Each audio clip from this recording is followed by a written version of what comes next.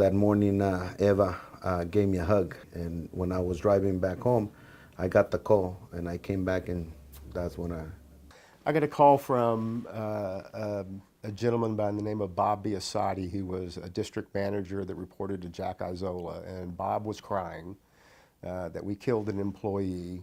She's not going to make it.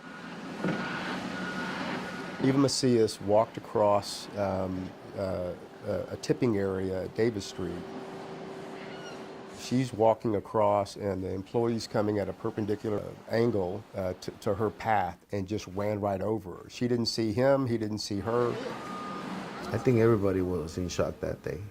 No one was saying anything. Yeah, no one had words coming out of their mouth to express, what had happened here on site. We always hear things happen on the road or something happened at the landfills, but we have never experienced somebody actually being killed like that here on Davis Street.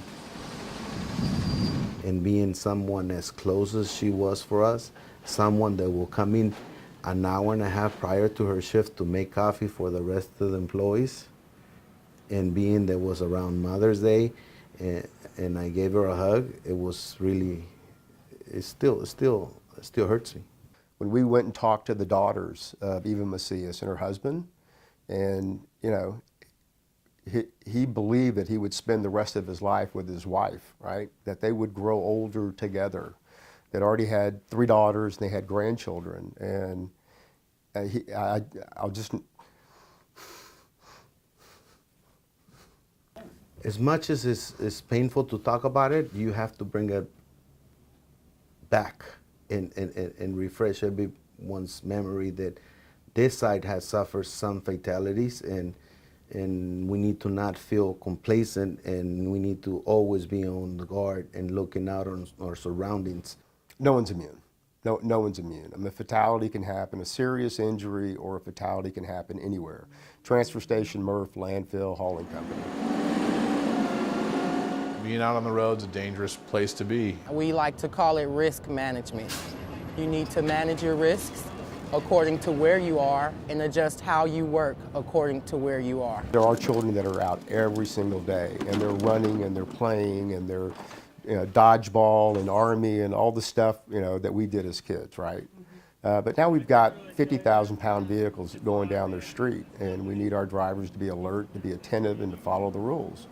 There's constant looking back, head on a swivel, making sure you clear your left side before you disengage the work brake and proceed forward, because there are so many different risks to manage. When I tell folks, particularly when they're backing into a cul-de-sac or they're operating their equipment and they're not using their mirrors, the difference between a small child and a mailbox, spelling. That's it.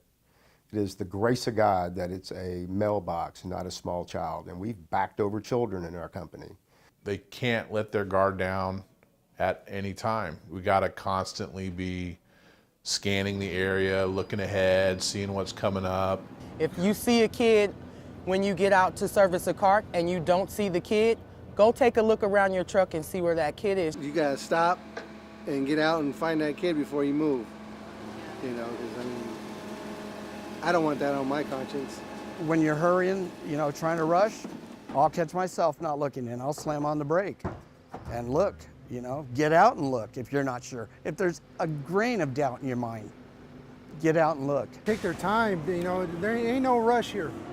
You're in a rush, you could have a good week, one accident, all that goes down the drain. So just take your time. You're gonna hurt yourself or you're gonna hurt someone. We're gonna come across instances where we might lose some productivity, but to be efficient means to be safe. If there's a situation where you're going to put yourself in harm's way or somebody else, just stop, let's get out, think about the situation before we move forward. You can never take shortcuts. It's never worth it.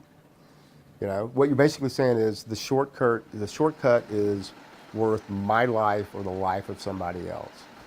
It never is. The question I ask myself, and I want other people to ask themselves, is if it was my wife, my husband, my significant other, my son, my daughter, my mom, my dad, somebody I care deeply about, would I want somebody engaging in this type of activity around them? because you're risking human life. You're risking their safety and you're risking their life.